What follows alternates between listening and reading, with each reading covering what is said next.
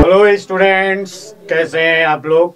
तो चलिए देखिए, मैं आपके लिए आज लेकर के आ गया हूँ rolling motion on horizontal surface. यानी पिछले टर्म पे हम लोगों ने देखा था rolling motion on incline plane. आज हम लोग बात करेंगे rolling motion on horizontal surface. Rolling motion से तो सभी लोग परिचित है ही हैं, यानी वो तो सभी लोगों को मालूम है। बस हमें ये देखना है हॉरिजॉन्टल सरफेस पे रोलिंग मोशन से रिलेटेड कुछ न्यूमेरिकल्स होते हैं और उन्हें हम लोग कैसे आसानी से सॉल्व करेंगे। तो यहाँ पे आपको दिख रहा होगा एक रिंग टाइप की कोई बॉडी है, जिसे हम रिंग भी कह सकते हैं, स्फीयर भी कह सकते हैं, सिलेंडर भी कह सकते हैं, डिस्क भी कह सकते हैं, कुछ भी कह सकते हैं। यानी बस कंडीशन अप्लाई, बॉडी रोल करने लायक होनी चाहिए। यानी जो बॉडी है वो रोल करने लायक हो। अब अगर हम कहें कि नहीं ये क्यूब है, ये क्यूबॉइड है, तो क्या ये रोल कर सकते हैं? नहीं। तो अब ये इजिली जो रोल करने वाली है वो क्या होता है, हमारे पास में रिंग होगी, हॉलो सिलेंडर होगा, डिस्क होगी, सॉलिड सिलेंडर होगा, हॉलो स्फीयर होगा, स्फेरिकल शेल, या फिर सॉलिड सिलेंडर होगा। बेसिकली इतनी बॉडी होती हैं जिनको हम लोग रोल करवाते हैं या इन्हीं से रिलेटेड न्यूमेरिकल होते हैं। तो आज हम इन्हीं सब बॉडी के रोलिंग मोशन को कंसिडर करेंगे, यानी देखेंगे। तो देखिए पहले चीज, यानी हमारे पास में कोई एक ऐसी बॉडी है। अब इसकी अगर हम कहें कि ये रेडियस है भाई आर, तो ये रेडियस हो गई इसकी, और किसी ने यहाँ पे ऐसे फोर्स लगा रखा है, कांस्टेंट फोर्स एफ। कितनी दूर पे लगा रखा है, तो सेंटर से स्मॉल आर डिस्टेंस। अब जब ऐसे फोर्स लगेगा तो बॉडी रोल करना चाहेगी। अब बॉडी रोल करना चाहेगी तो रोल करने के लिए अगर ये सरफेस हमारी स्मूथ होगी तो फिर बॉडी को रोल करने की कोई जरूरत नहीं है, यानी ये बॉडी रोल नहीं करेगी। तो भाई अगर रोल करना ही है तो फिर ये बॉडी कैसी होना चाहिए, रफ होना चाहिए। अब जब हम फोर्स यहाँ लगाएंगे, बॉडी थोड़ा सा भी रोल करेगी, तो फिर फ्रिक्शन किधर लगना चाहिए, आगे की तरफ। यहाँ पे थोड़ा डाउट भी होता है कि फ्रिक्शन फॉरवर्ड डायरेक्शन में लगेगा या बैकवर्ड डायरेक्शन में लगेगा। तो हमने कहा चलिए कोई बात नहीं, इन जनरल हमने मान लिया कि यहाँ पे जो फ्रिक्शन है वो होना चाहिए फॉरवर्ड डायरेक्शन में, इधर होना चाहिए फ्रिक्शन। मानने में किया जाता है, एज्यूम कर लिया। और अगर ध्यान से देखें तो यहाँ जो बॉडी का वेट है वो किधर होगा, तो वो होगा भाई वर्टिकली डाउनवर्ड। और फिर अगर थोड़ी सी बात किया जाए तो यहाँ जो बॉडी पे नॉर्मल रिएक्शन होगा वो किधर होगा, अपवर्ड डायरेक्शन में। तो देखिए ये जो कांटेक्ट पॉइंट हमने सेलेक्ट किया इस बॉडी का, इस कांटेक्ट पॉइंट पे तीन फोर्सेस तो ऑलरेडी लग गए।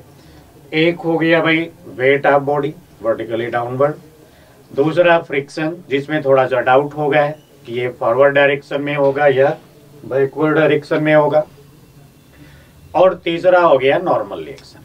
अब ये तीन के तीन फोर्सेस बॉडी पे एक्ट कर रहे हैं, जैसा कि यहाँ पे हम लोग देख रहे हैं। लेकिन इन सब में खास क्या है कि अगर हम बॉडी के इस कांटेक्ट पॉइंट को ही एज्यूम कर लें इंस्टेंटेनियस एक्सिस ऑफ रोटेशन, तो इसे अगर हम instantaneous axis of rotation assume कर लें तो ये तीन के तीन फोर्स एक्सिस ऑफ रोटेशन से पास हो जाएंगे।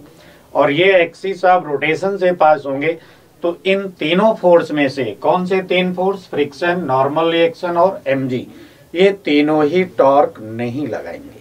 तो जब ये तीनों ही टॉर्क नहीं लगाएंगे तो टॉर्क यहाँ लगाने वाला जो फोर्स है वो केवल और केवल होगा हमारे पास में, केवल और केवल इस पॉइंट के अबाउट जो टॉर्क लगाएंगे वो होगा एक्सटर्नल फोर्स जो हमने अप्लाई कर रखा है। अब इस एक्सटर्नल फोर्स के टॉर्क को अगर हम लोग लिखें तो यहाँ जो टॉर्क होगा, टॉर्क क्या होना चाहिए, आई अल्फा। तो टॉर्क यहाँ हो गया भाई F small r plus capital R, यानी फोर्स, ये तो एक्सिस ऑफ रोटेशन, इतनी सी ये परपेंडिकुलर डिस्टेंस होगी आर प्लस आर, और आई को हम लोग लिखते हैं यहाँ पे भाई N plus 1 M R square, और अल्फा को हमने लिख दिया भाई ए बाई आर। यानी पिछले टर्म पे जिन लोगों ने देखा होगा उन्हें पता होगा एन क्या होता है। एन हमने आपको बताया था, एन होता है के स्क्वायर बाई आर स्क्वायर, यानी जो हम सेंटर ऑफ मास वाली मोमेंट ऑफ इनर्शिया लिखते हैं उसी को कहते हैं NMR²। और n हमने आपको बता दिया था नंबर, यानी MR² से पहले जो नंबर होता है वही है यहाँ पे n। अगर ये रिंग होगी तो n क्या होगा 1, और सॉलिड स्फीयर होगा तो n हो जाएगा 2/5। ठीक है भाई, इतना पिछले वीडियो में देख सकते हैं, उसमें हमने डिटेल में बता रखा है।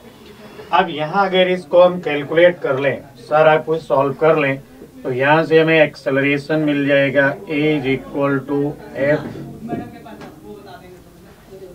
और ये 1 plus small r upon capital R upon में हो जाएगा m, और ये हो गया n+1।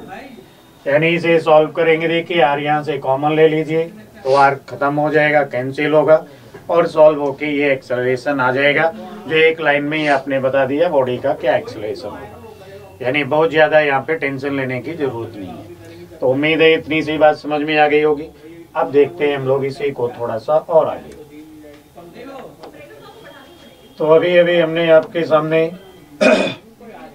एक ऐसी बॉडी बना रखी थी,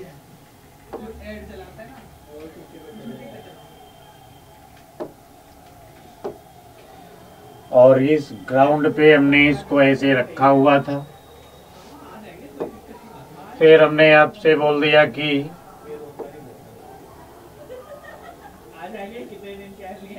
चलो, यहाँ पे हमने एक फोर्स अप्लाई कर रखा था F, ये था बॉडी का सेंटर, और इतनी सी डिस्टेंस को हम लोगों ने लिख रखा था रेडियस।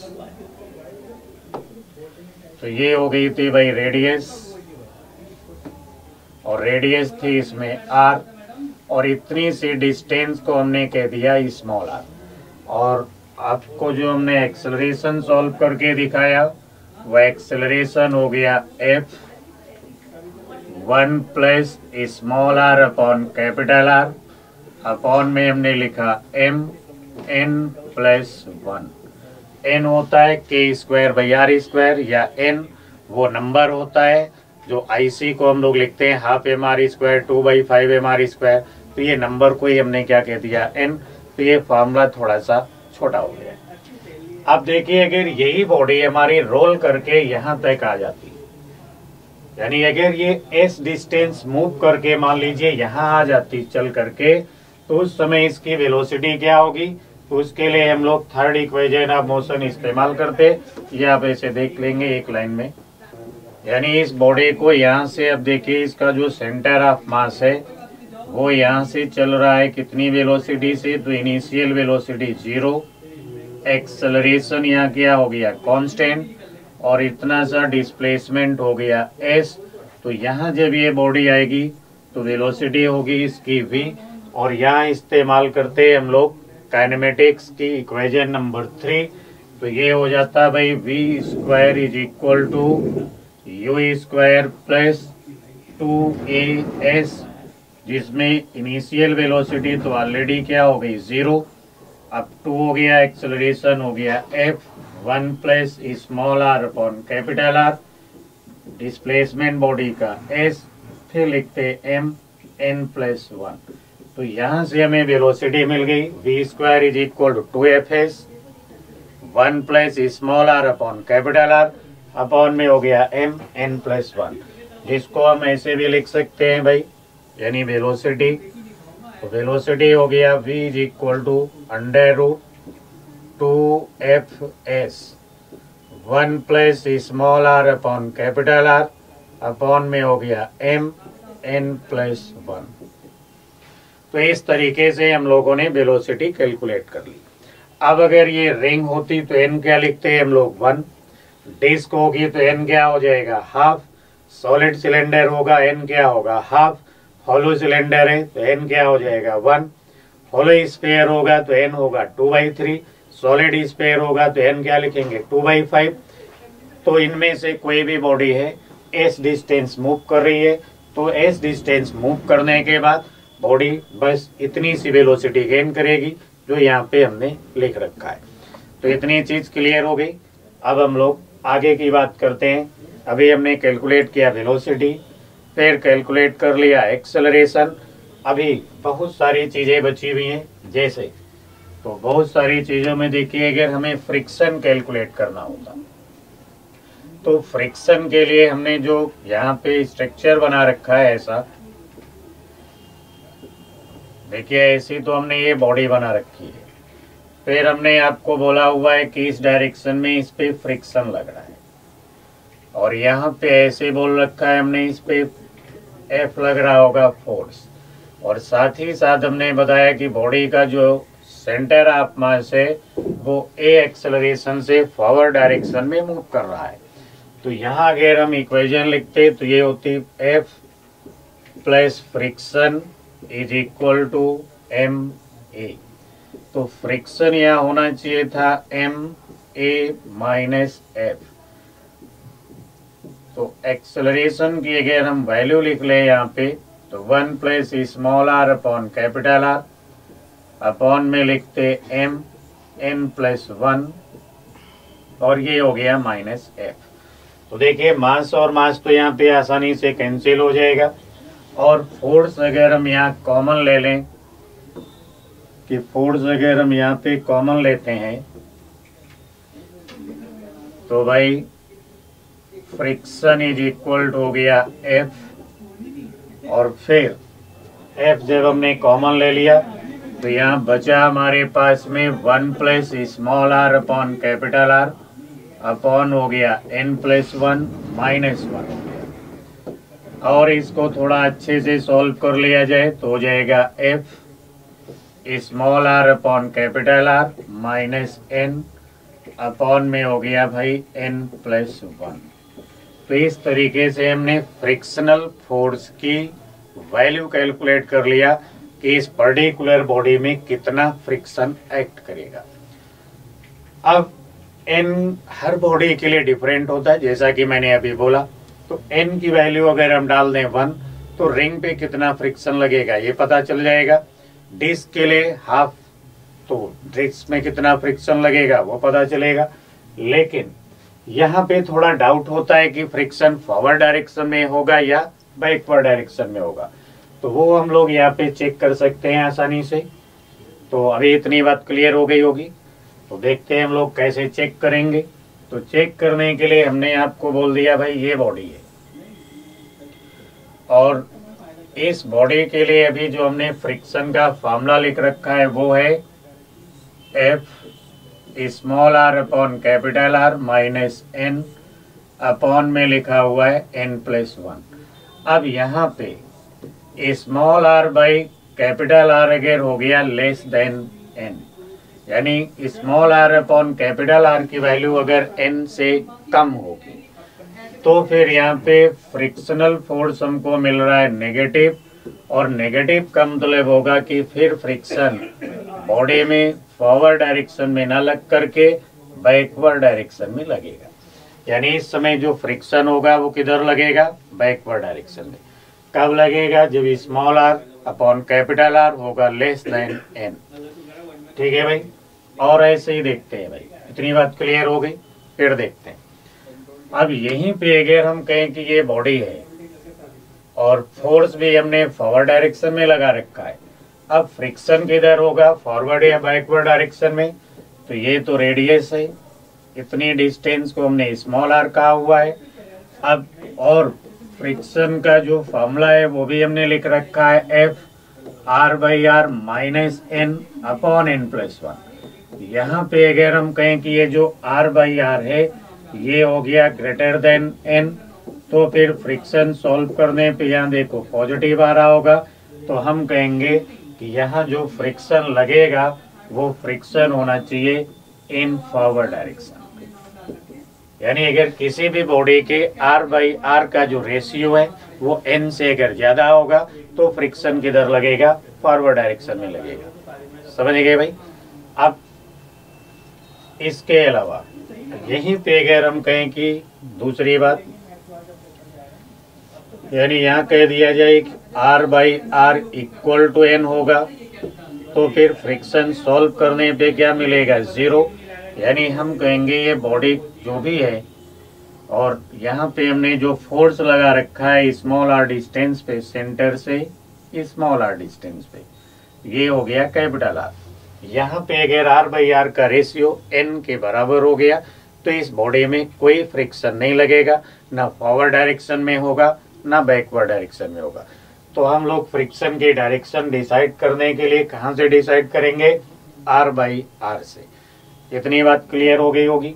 अब हम लोग बात करते हैं कि फ्रिक्शन कैलकुलेट कर लिया, डायरेक्शन भी हमें पता चल गई, लेकिन इतने फ्रिक्शन की जो रिक्वायरमेंट है इस बॉडी को प्योर रोलिंग मोशन के लिए, तो इतने रिक्वायर्ड फ्रिक्शन के लिए कोफिशिएंट ऑफ फ्रिक्शन क्या होगा वो जान लेते हैं अब हम लोग।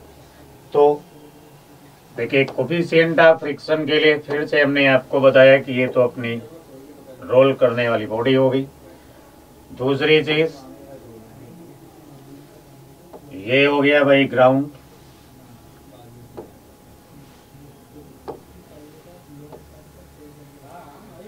अब इस ग्राउंड पे देखिए ये बॉडी हमारी रखी हुई है, तो इस कंडीशन में अगर हम बात करें कि इस पे नॉर्मल रिएक्शन किधर होगा तो आप कहेंगे अपवर्ड डायरेक्शन में होगा। वेट किधर होगा बॉडी पे तो आप कहेंगे डाउनवर्ड डायरेक्शन में होगा। और रही बात फ्रिक्शन की तो वो फॉरवर्ड डायरेक्शन में भी हो सकता है और बैकवर्ड डायरेक्शन में भी हो सकता है, depends on ratio R by are.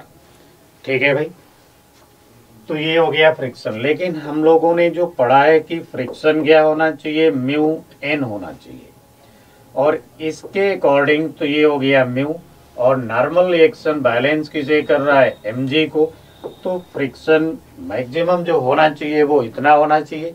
But body पे जो एक्ट कर रहा है फ्रिक्शन, वो फ्रिक्शन कितना है, तो हम लोगों ने लिखा है F small R upon capital R minus N upon में लिख रखा है n प्लस 1।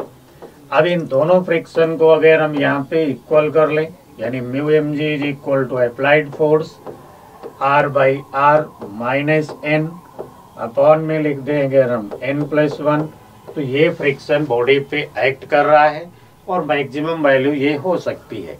तो इतने फ्रिक्शन के लिए म्यू की वैल्यू क्या होगी, तो ये हो गया भाई f अपॉन एम जी, और इधर हो गया भाई r by R minus N upon हो गया n प्लस 1, यानी ये होना चाहिए कोफिशिएंट ऑफ फ्रिक्शन। इतने कोफिशिएंट ऑफ फ्रिक्शन की रिक्वायरमेंट है। लेकिन यहाँ एक थोड़ा डाउटफुल बात भी है। अब डाउट क्या है वो देखते हैं। तो डाउट के लिए अभी हमने कहा था अगर r बाई आर होगा लेस देन n, तो फ्रिक्शन किधर लगेगा, बैकवर्ड डायरेक्शन में। ऐसी कंडीशन में अगर यहाँ r by R less than n हो गया तो ये जो म्यू की वैल्यू हमें मिल रही है वो क्या हो गई, नेगेटिव। ये जनरल फार्मूला है, इसलिए माइनस साइन को क्या कर लेंगे, इग्नोर कर देंगे, क्योंकि कोफिशिएंट ऑफ फ्रिक्शन होता है पॉजिटिव। तो r बाई आर अगर लेस देन n है तो यहाँ से म्यू सॉल्व करने पे तो हमको नेगेटिव मिलेगा, बट ये जो नेगेटिव साइन है इसे हम लोग इग्नोर मार देंगे। समझ गए भाई, क्योंकि म्यू हमेशा पॉजिटिव होता है, तो इस बात का टेंशन नहीं लेना है। अब यहाँ से जो म्यू की वैल्यू आएगी वही आपका आंसर हो जाएगा।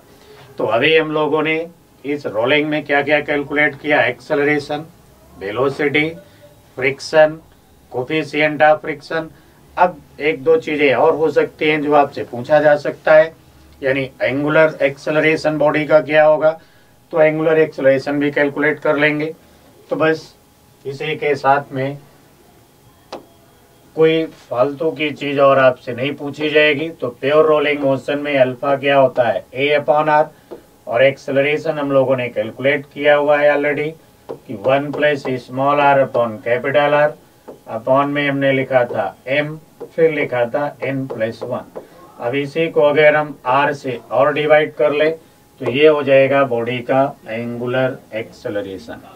अब ये जो इतने फार्मूले हैं इन्हें हमें अगर याद रखते हैं तो हमें क्वेश्चन सॉल्व करने में टाइम नहीं खराब करना होगा, सीधे सीधे इनकी वैल्यू डालेंगे और आंसर आते रहेंगे। यानी एक बार हम आपको फिर से सारे फार्मूले एक साथ दिखा देते हैं जिन्हें आप याद कर सकते हैं। यानी एक्सेलरेशन क्या था, तो फिर से देखिए कंडीशन क्या थी पहले, तो कंडीशन के लिए ये थी हमारे पास में रोलिंग बॉडी और इस तरीके के हॉरिजॉन्टल प्लेन पे रखी हुई है। दूसरी चीज क्या कर रखा है हमने, तो इस पे हमने एक फोर्स अप्लाई कर रखा है इस तरीके से, और ये हो गया बॉडी का सेंटर, इतनी डिस्टेंस है स्मॉल आर, और ये हो गई बॉडी की रेडियस। तो ये रेडियस हमने ऐसी बॉडी को बना करके रखा। अब फ्रिक्शन के लिए हमने बोला था आगे भी हो सकता है और फ्रिक्शन बैकवर्ड डायरेक्शन में भी हो सकता है। तो इस कंडीशन में जो एक्सेलरेशन आपको मिला वो हो गया F1 plus small R upon capital R, upon में लिखते M N प्लस 1। दूसरी चीज, जब ये बॉडी हमारी s डिस्टेंस मूव करके यहाँ पहुंचेगी तो उस समय इसके पास जो वेलोसिटी होगी वो होना चाहिए √2Fs 1 plus small R upon capital R, upon में हो गया था M N प्लस 1। यानी ये होना चाहिए बॉडी में वेलोसिटी। और अगर हमें इस समय ओमेगा निकालना होगा तो वेलोसिटी हम लोगों ने ऑलरेडी कैलकुलेट किया हुआ है, लिख देंगे V/R।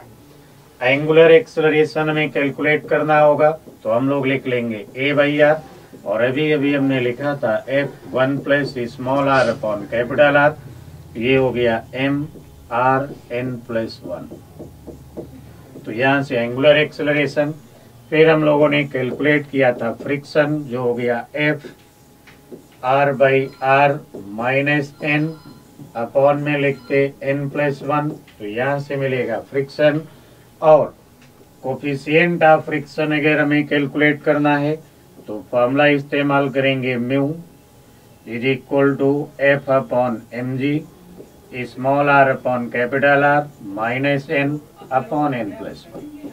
तो इस तरीके से देखिए हमने एक्सेलरेशन कैलकुलेट कर लिया। एंगुलर वेलोसिटी बॉडी में क्या होगी, एंगुलर एक्सेलरेशन कितना जनरेट होगा, वेलोसिटी कितनी जनरेट होगी, कितना फ्रिक्शन एक्ट कर रहा होगा बॉडी पे, और इतने फ्रिक्शन के लिए कितने कोफिशिएंट ऑफ फ्रिक्शन की रिक्वायरमेंट होगी। तो इतनी सारी चीजें हमको इस न्यूमेरिकल में पूछी जा सकती हैं ऐसी किसी रोलिंग मोशन में। तो ये हम लोगों ने इतना बना करके कैलकुलेट कर लिया। उम्मीद है कि ये फॉर्मूले आपकी समझ में आ गए होंगे। अब देखिए, अगर ये फॉर्मूले आपकी समझ में आ गए हैं तो इनका इस्तेमाल हम और भी तरीके से कर सकते हैं। जैसे, तो अभी तो हमने इसे यहाँ से गायब किया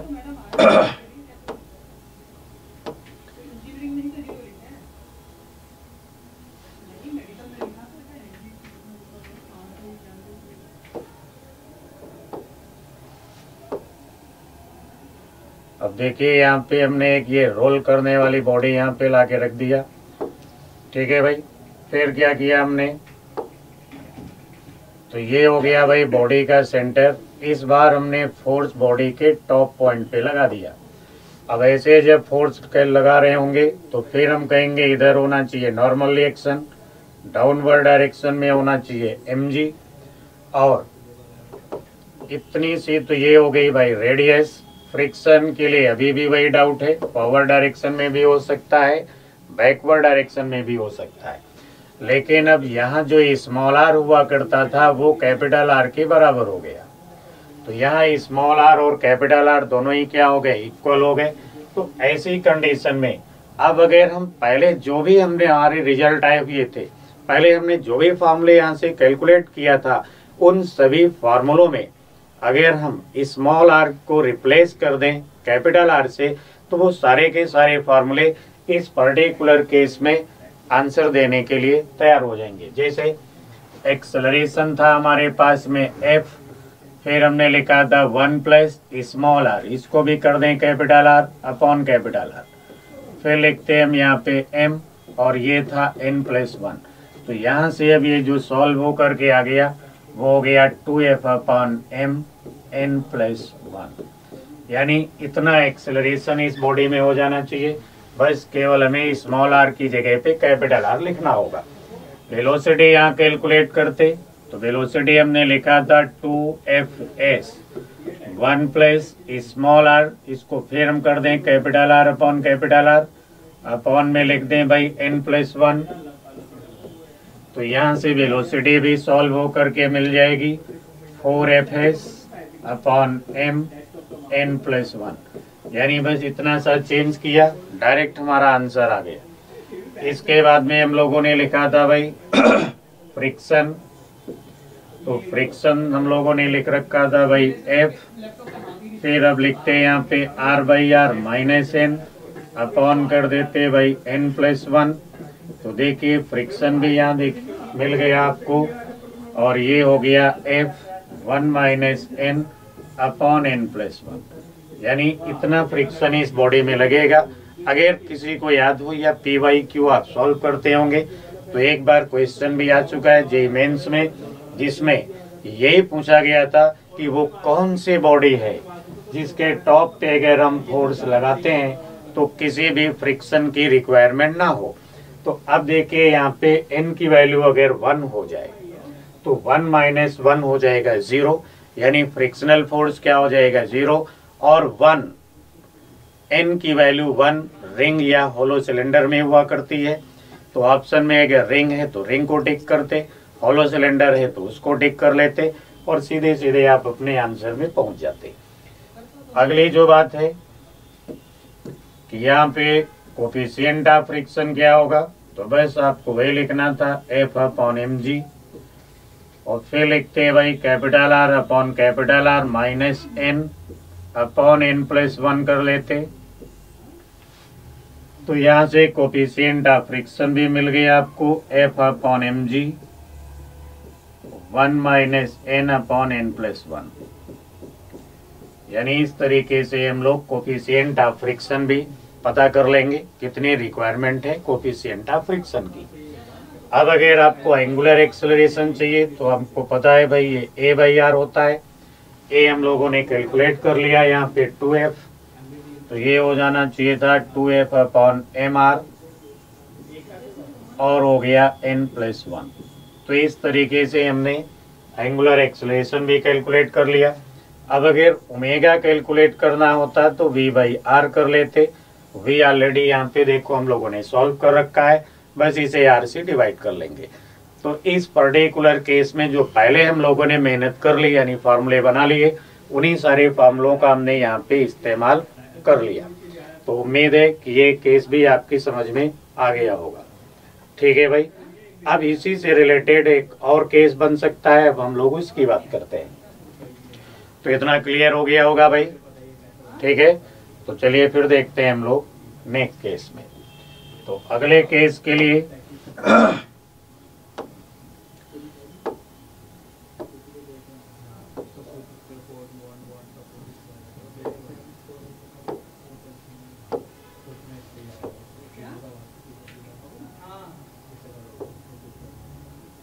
अब देखिए ये अपने पास में ये बॉडी है, लेकिन हमने यहाँ जो फोर्स अप्लाई किया हुआ है वो फोर्स हमने लगा रखा है बॉडी के सेंटर पे। अब बॉडी के सेंटर पे जब हम फोर्स अप्लाई करेंगे तो यहाँ स्मॉल r की वैल्यू क्या हो गई, फिर 0 हो गई, और ये जो वैल्यू है ये तो हो गई भाई कैपिटल R। रही बात नॉर्मल रिएक्शन की, तो सभी लोग जानते हैं नॉर्मल रिएक्शन किधर होगा, अपवर्ड डायरेक्शन में। ऐसे नॉर्मल रिएक्शन डाउनवर्ड डायरेक्शन में यहाँ पे mg होगा। अब देखिए यहाँ स्मॉल r तो ऑलरेडी 0 हो चुका, तो यहाँ वैसे कोई भी बॉडी हो सभी पे फ्रिक्शन किधर लगेगा, बैकवर्ड डायरेक्शन में, जो आप आगे देख भी सकते हैं। अब यहीं पे अगर हम कैलकुलेट कर रहे होते कि एक्सेलरेशन चाहिए हमें, तो फिर से हम फॉर्मूला लिखते F। अब देखिए स्मॉल r तो हो गया 0, फिर यहाँ पे करते 1 अपॉन में लिखते m, फिर हो गया n+1। तो यहाँ से जो हमें एक्सेलरेशन सॉल्व होके मिला वो हो गया F अपॉन m n+1। यानी बॉडी में इतना एक्सेलरेशन जनरेट होगा। इसके अलावा अगर हमें वेलोसिटी चाहिए तो वेलोसिटी का फिर से हम वही फॉर्मूला लिखते भाई, ये था 2Fs अपॉन m अब ये हो गया था 0/r +1 करते, अपॉन में लिखते n+1। तो यहाँ से जो हमें सॉल्व होके मिला वो हो जाएगा √2fs अपॉन m n+1। तो इस तरीके से हमने कैलकुलेट कर लिया। इसमें देखिए वेलोसिटी। अब इसके बाद में हम लोगों ने कैलकुलेट क्या किया था भाई, फ्रिक्शन। तो फ्रिक्शन के लिए हमने लिखा था F, फिर था small r upon capital R। तो ये हो गया भाई 0/r माइनस n अपॉन में हो गया n+1। अब यहाँ देखिए जब हम सॉल्व कर रहे हैं तो फ्रिक्शन हमको ऑलरेडी मिल रहा है नेगेटिव आने का मतलब हम लोगों ने पहले डिसाइड कर रखा है कि इसका मतलब होगा कि इस पर्टिकुलर बॉडी पे जो फ्रिक्शन लगेगा वो किधर होगा, बैकवर्ड डायरेक्शन में होगा। तो यहाँ पे फ्रिक्शन कोई भी बॉडी हो, hollow cylinder, solid cylinder, ring, disc, कुछ भी हो, सभी बॉडी पे, यानी जब हम उसके सेंटर ऑफ मास पे फोर्स लगाएंगे तो फ्रिक्शन हमेशा बैकवर्ड डायरेक्शन में ही लगेगा। तो इतनी बात ये क्लियर हो गई। यानी फ्रिक्शन जो हमें सॉल्व होके मिला वो कितना हो गया, -F × n अपॉन n+1। तो इतने फ्रिक्शन की रिक्वायरमेंट हो गई। अब चाहिए था हमें कोफिशिएंट ऑफ फ्रिक्शन। तो कोफिशिएंट ऑफ फ्रिक्शन भी हो जाता है F अपॉन mg। फिर हमने लिखा था small r upon capital R, small r 0 हो गया, -n हो गया अपॉन n+1 हो गया। अब देखिए यहाँ पर भी हमको फ्रिक्शन कैसा मिल रहा है, कोफिशिएंट ऑफ फ्रिक्शन नेगेटिव है, तो माइनस साइन को इग्नोर कर लेना है। तो ये हो जाएगा NF अपॉन mg और ये रहा n+1, यानी n upon n+1 F upon mg। ये यहाँ के लिए कोफिशिएंट ऑफ फ्रिक्शन हो गया। और फिर से अगर हमें ओमेगा कैलकुलेट करना होता तो हम क्या लिख लेते, V upon R। V already यहाँ पे देखो कैलकुलेट किया जा चुका है, इसी को R से डिवाइड कर दो, बॉडी की एंगुलर वेलोसिटी हो गई। इसके अलावा अगर एंगुलर एक्सेलरेशन चाहिए तो लीनियर एक्सेलरेशन हम लोगों ने कैलकुलेट किया हुआ है, इसको R से डिवाइड कर देते तो क्या मिल जाएगा हमें, एंगुलर एक्सेलरेशन ऑफ बॉडी। तो उम्मीद है कि ये सारी चीजें आपकी समझ में आ गई होंगी। और एक है मेन कॉन्सेप्ट छोटा सा जो मैंने पहले डिस्कस किया, उसी के बेस पे ये 2-3 क्वेश्चन आपके बनके तैयार हो गए। यहाँ पर भी अगर फ्रिक्स यानी ये जो फोर्स है अगर डाउनवर्ड डायरेक्शन में लगता है तो हम फिर वही फॉर्मूले इस्तेमाल कर सकते हैं, बट स्मॉल r को हम लोग इस बार क्या लिखेंगे, नेगेटिव लिखेंगे। तो नेगेटिव लिख लेंगे तो सारे फार्मूले हम लोग फिर इस्तेमाल कर सकते हैं, कोई टेंशन नहीं। तो उम्मीद है आज का ये आर्टिकल आपकी समझ में आया होगा, और अगर समझ में आ गया है तो आज ही आप रिवाइज करें और इस तरीके के जो भी क्वेश्चन आपको दिखते हैं उनमें इन्हें ट्राई करें, प्रैक्टिस कर लें, जिससे आप कुछ फायदा उठा सकें। ठीक है भाई, तो फिर मिलते हैं एक नए आर्टिकल के साथ में। तब तक के लिए जय हिंद, जय भारत।